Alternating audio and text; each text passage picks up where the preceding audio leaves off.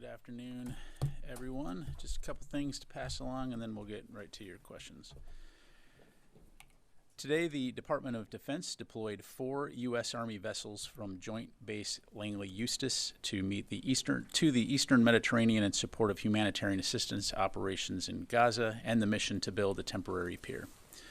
The U.S. Army vessel SP-4 James A. Lew, U.S. Army vessel Monterey, U.S. Army vessel Matamoros, and U.S. Army vessel Wilson Wharf from the 7th Transportation Brigade Expeditionary all departed earlier today, carrying the equipment and supplies needed to support this mission. Once in theater, these vessels and their crews will establish a roll-on, roll-off pier capability that allows ship-to-shore humanitarian assistance to the people of Gaza. We expect the pier to be fully operational in approximately 60 days, which will be able to facilitate the delivery of up to 2 million meals daily. Also, on the humanitarian assistance front this morning, U.S. Central Command and the Royal Jordanian Air Force conducted another combined airdrop into northern Gaza, where U.S. Air Force C-130s dropped over 5,280 pounds of food, including rice, flour, pasta, and canned food. Since March 2nd, U.S. Central Command has conducted 8 humanitarian assistance airdrops into Gaza to provide essential relief to civilians affected by the ongoing conflict. C-130s and their air crews have dropped over 204,000 meals, 48,000 bottles of water, and more than 5,000 pounds of food items. Separately, today the Department of Defense announced additional security assistance via the Presidential Drawdown Authority as an extraordinary measure to address some of Ukraine's most pressing security and defense needs. This package is the 55th tranche of assistance and is valued at up to $300 million and includes capabilities to support Ukraine's immediate air defense, artillery, and anti-tank requirements. The capabilities in this announcement include Stinger anti-aircraft missiles, additional ammunition for HIMARS, 155 millimeter artillery rounds, including high explosive and dual-purpose improved cluster munition rounds, 105 millimeter artillery rounds, AT-4 anti-armor systems, additional rounds of small arms ammunition, demolitions munitions for obstacle clearing, spare parts, maintenance, and other ancillary equipment. Now, to be clear, we were able to provide this PDA due to negotiated savings on contracts to replace equipment from previous drawdowns for Ukraine. As a result of these cost savings, we were able to authorize a new PDA package for Ukraine today without additional significant impacts to U.S. military readiness. But this does not change the fact that we urgently need Congress to pass DoD's supplemental request. Today's PDA package, while providing urgent capabilities to Ukraine's forces, is nowhere near enough, and the only way to meet Ukraine's battlefield needs is for Congress to swiftly pass the supplemental. With that, I'll be glad to take your questions. Start with AP, Lita Baldor on the phone, I believe. Hi, Pat. Yes, thank you. Can you just 2 quick follow-ups on what you sort of announced? Is there a location yet for where this new pier is going to be in Gaza? And is the U.S. participating in any way in any of the other currently ongoing Marine vessel aid deliveries to Gaza? And then I have a question on the aid, but if you want to do those 2 first. Yeah, thanks, Lita. So in terms of the specific location of the pier, I don't have that to provide to you. For OPSEC, I don't think we're going to provide that in advance, but of course, as the pier starts to become constructed, we'll be sure to obviously keep you in the loop on that. In terms of the ongoing delivery of aid via the sea that I think you've seen in the press, to my knowledge, there is no DoD participation in that other than the broader discussion of how we can complement ongoing international efforts to ensure that aid gets into Gaza. Secondly, on the aid, I think a lot of people are a little confused about sort of the Pentagon for the second time finding money, like you're finding quarters in the couch kitchen, in the cushions. So can you explain, initially we were told several months ago that the military had not anticipated the cost of some of the replacement. So some of the replacement was more than what they originally budgeted. So the military, the Pentagon is in the hole. Now we're told in some cases they thought that it was going to cost more than it actually cost. So it's kind of contradictory. Do you think you're starting to lose credibility on this issue? No, not at all, Lita. And to explain, we're talking about two different things here. One, there's the authorization to expend funds to buy equipment for Ukraine, and then there's the replenishment funds. And of course, we're out of replenishment funds. And so what you heard the White House announce earlier today is when we sent Ukraine weapons last year, the DoD negotiated contracts to replenish those weapons into U.S. stockpiles.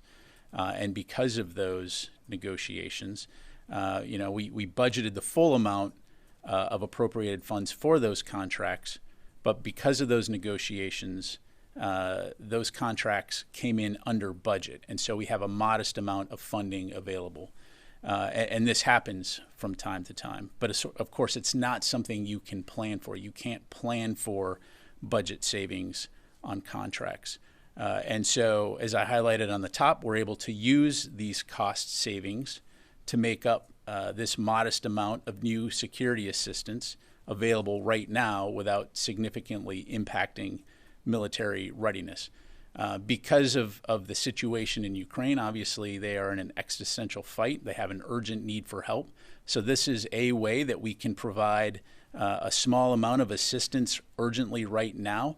But as I also highlighted, it in no way changes the need for a supplemental to fully fund and be able to provide Ukraine with the kinds of capabilities they need to defend their country and sustain this fight.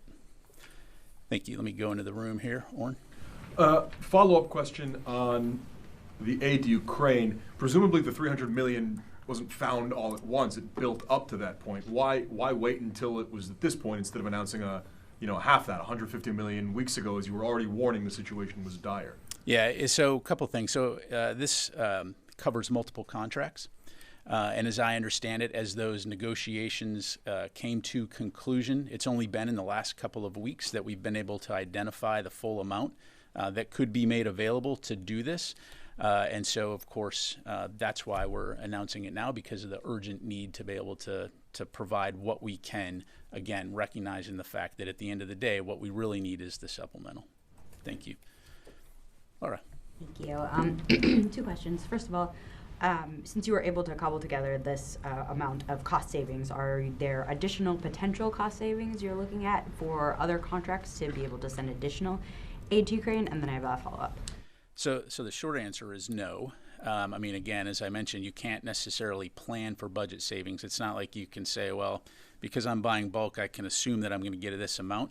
And so it's not a sustainable way to support Ukraine for the long term, which is, again, why we really need this supplemental passed. And then I think you mentioned in your initial readout that you're sending DPICMs, additional DPICMs. Can you say how many you're sending? Is this the second or third time that you are sending a tranche of DPICMs? And what is the dud rate of the DPICMs that you're sending? Yeah, so I can't provide numbers for operational security reasons, Laura. And I'd point you back to our previous statements on DPICMs. I don't have in front of me, the number of announcements we've made. As you highlight, we have provided them in the past. So I'd refer you back to those. On the dud rate? Yeah, I don't have any information. I don't have any information to pass on that. Tom? Thanks, General. Just one clarification on the aid to Gaza, and then a question on Ukraine. So you said on Friday it was going to be 60 days from Friday, and then today you just said it's going to be 60 days. So is it 60 days from today, or is it 60 days from last 60 Friday? 60 days-ish. From last Friday-ish. Yeah. So within 60 days. So, count from the day that we made the announcement, but 60 days that they'll be operational. Thank you. And then on the Ukraine aid, how soon will the artillery that you described, the artillery rounds, actually get to the battlefield? And do you see it as shifting the needle much for Ukraine? So a couple things. I'm not going to provide you with a specific date that this aid will arrive, other than to say we've been doing this for a while. U.S. Transportation Command, working with the Security Assistance Group Ukraine, has processes in place to ensure that this aid can be delivered as quickly as possible. So it's going to be fast. in terms of the impact on Ukraine, it will give them some much needed capability that will likely last in the weeks time frame, but nowhere even close to what they need to be able to continue to sustain this fight, which is why we'll continue to work very closely with Congress to get the funding that we need to be able to support Ukraine in the way they need to be supported. Thank you. Sir. Thank you, General. Do you have any updates on the HMC meetings with the Iraqi government? Have you got any understanding with them about the future presence of the U.S. forces in Iraq? Sure. I really don't have anything substantive to provide at this point in terms of updates. I mean, as you highlight, the higher military commission meetings do continue. And so certainly as we have additional information to provide on the status of those, we'll make that available. Based on the fiscal year budget that you published yesterday, there's an increase of the amount that funded to the Iraqi government and also to the Kurdish Peshmerga. Does that mean that you're going to stay for the whole year in 2025 despite the outcome, the results of that HMC meetings, and why there's an increase of that funds? Yeah, again, I'm not going to get ahead of the outcomes of the HMC as we have updates to provide. We certainly will. As it relates to Iraq, you know, I don't have the budget right in front of me, so I don't want to speak to specific budget line items other than to say we value Iraq as a partner. We're longstanding partners, and when it comes to supporting Iraq and security assistance, you know, those are things that we obviously look at, but beyond that, I'm not going to have anything further. To stay in 2025. Like I said, I'm not going to get ahead of the HMC discussions. I don't have anything right now. You're asking me to speculate on the future. You know, we obviously have a longstanding bilateral security relationship with Iraq, but, you know, just leave it at that. Let me go to the phone here real quick. Jeff Shogel, Task and Purpose. Thank you very much. Are there any ATACMs in this security package? Thank you. Yeah, thanks, Jeff. Jeff, I don't have anything to announce on ATACMs. Again, as I highlighted in the top there, what this package does contain are critical munitions to include additional ammunition for HIMARS, the 155 millimeter rounds, which Ukraine obviously desperately needs right now, but nothing to announce on ATACMs. Let me go here. Patrick Tucker, Defense One.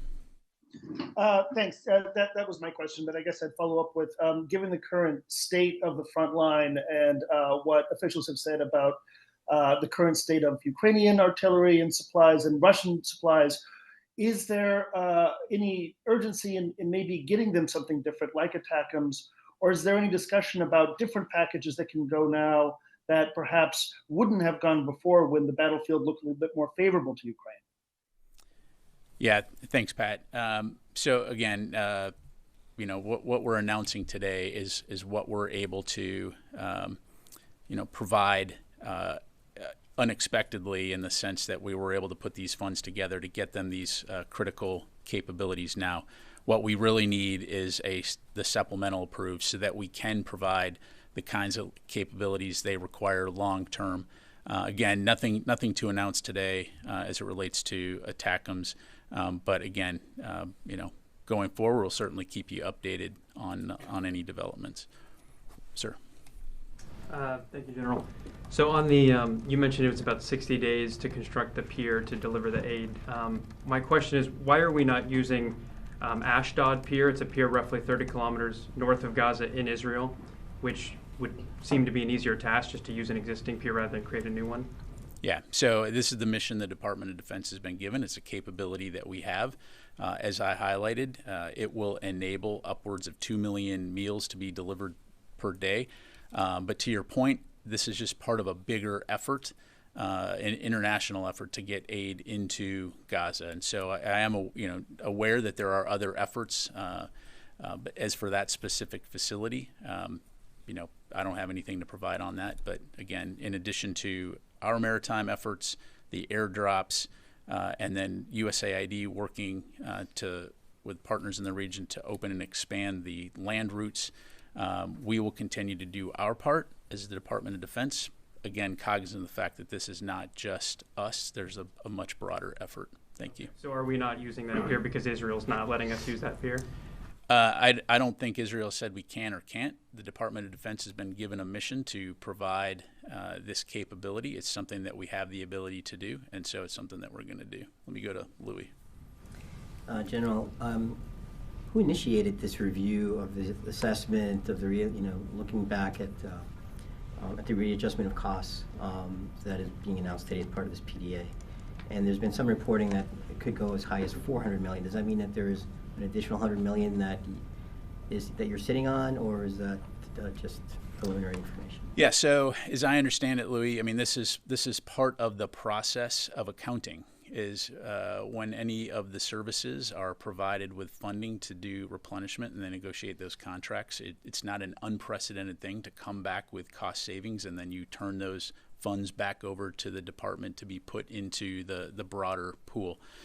So that's just the course of doing business. And as I highlighted, because this was related to multiple contracts, as it became clear that there were going to be these funds available, and over the last couple of weeks, as we were able to determine how much could be available, with confidence, that was the decision to be made. And as I highlighted, I don't anticipate right now that we're going to be able to do future PDAs like this, but certainly not in a sustainable way. So this was not initiated as a top-down initiative, let's say, from the Secretary saying, look for anything possible, any financing possible that could allow for the replenishment. As I understand it, as the services, and they look at those things, it becomes clear, hey, there's additional funding here, we'll put it back in the pot. How could we use that in a way that supports Ukraine in the near term? Let me go back to the phone here. Chris Gordon, Air and Space. Thanks, Pat. So now that you've found these funds, is there a renewed push to look around for more savings, to find more money, since it is possible? Is there any prospect of savings among the other services, not just the Army? Yeah, again, Chris, as I highlighted, this is not a sustainable way to support Ukraine. And so this, in a lot of ways, is, as I understand it, a one-time good deal right now. But, we're going to continue to work closely with Congress to try to get the funding that we need to the broader strategic point of they need to win this fight. And it matters because not only is it important for Ukraine, but it matters for international security, to include United States security, if Russia were able to win this fight. Okay, take a couple more. Yes, sir. Thank you, General. I'm sorry. A question regarding the 2024 National Defense Authorization Act. The final version of the 2024 Defense Bill says Iraqi security forces and Kurdish Peshmerga forces to be equipped with air defense systems to encounter attack by missiles, rockets, and unmanned systems. To your knowledge, is there any practical action in this regard? Well, we're still waiting for the 2024 budget to be passed. So at this point, that's step one. So again, we call on Congress to pass that budget, at which time we may have more to talk about. Thank you. Last question, Carla. Oh, great. I'll take cleanup. 3 questions then. So first, General Carrillo last week said that the most important thing to securing the Red Sea was interdiction efforts to prevent Iran from resupplying. Has there been an increase of U.S. interdiction efforts to try to stop this resupply? Thanks, Carla. Yeah, I mean, it is obviously an important mission. It's something, that we've been doing for a while in the Middle East region. U.S. Central Command forces have been working with partners and allies in the region for many years on the interdiction effort. But to your point, and the point that General Carrillo was underscoring, is that if there are these illegal shipment of arms, capabilities, weapons, that we have a responsibility to interdict those to prevent them from getting into the hands of terrorists. I mean, as you know, this is something, for example, that we've seen Iran sponsor in the past. It's certainly something that that they do to try to provide capabilities to the Houthis, and so we will continue to work closely with partners in the region to help deter and prevent that from happening. Okay, and then 2 on Ukraine. First, there have been reports, Russian reports, that 2 Patriots were destroyed in eastern Ukraine. Can you confirm? And is the U.S. considering replacing those if they have been destroyed due to the importance of air defense? Yeah, when it comes to Ukrainian capabilities and talking about the status of their equipment, that's something I'd refer you to the Ukrainians to talk about. Okay, and then lastly, when we're talking about this latest aid package, There has been this podium, you have said that, Sabrina has said that there's a risk in giving part of the $4 billion left in the PDA because there is an ability to replenish those funds. But what is the risk in giving Ukraine things that the Army no longer uses that do not need to be replenished, like 155 millimeter cluster munitions or M113s? I'm not sure I'm following what you mean. Is there a risk in giving them things from the Pentagon stockpile that the Army doesn't use, like 155 cluster munitions? Yeah, so as I understand it, the capabilities that we're providing to them are obviously combat capable, effective capabilities, things that they can employ on the battlefield, right? So I'm not sure I'm tracking what you're asking, but the bottom line is they're in a fight, they have requirements. As best we can, we're going to work with them and our international allies and partners to get them what they need as quickly as they can, to include from our own stockpiles, or in some cases, if there are capabilities that we don't necessarily draw from our stockpiles, we're going to contract them out, for example, to the USAI program. So just leave it there. Can I follow because you said you didn't quite understand? If it is confirmed by the Army that they're not using M113 vehicles or they're not using cluster munitions, they're not allowed to use them, is the Pentagon willing to consider those as part of a shipment to Ukraine, which is still authorized under the $4 billion left in PDA? Oh, I see what you're saying. So, for example, things that are going to be mothballed and things like that. So, the bottom line is, Carla, it kind of goes back to what I was saying in terms of they're going to have certain needs, and we're going to have to be able to deliver capabilities that are going to be effective, or they're going to be able to use them on the battlefield. If something is going out of the inventory, and in some ways, I mean, it's just sort of dependent on what we're talking about here. There could be costs associated with it. There could be, retrofitting requirements. I'm getting into hypotheticals here. But the bottom line is we're going to look at ways that we can support their needs. There's nobody sitting around saying, well, we got all this ammunition sitting around that we don't need anymore, but let's not give it to Ukraine. Again, without getting into specific systems or, making things up, I mean, the bottom line is we're going to look for ways to support them as best we can. Okay. Thanks very much, everybody. Appreciate it.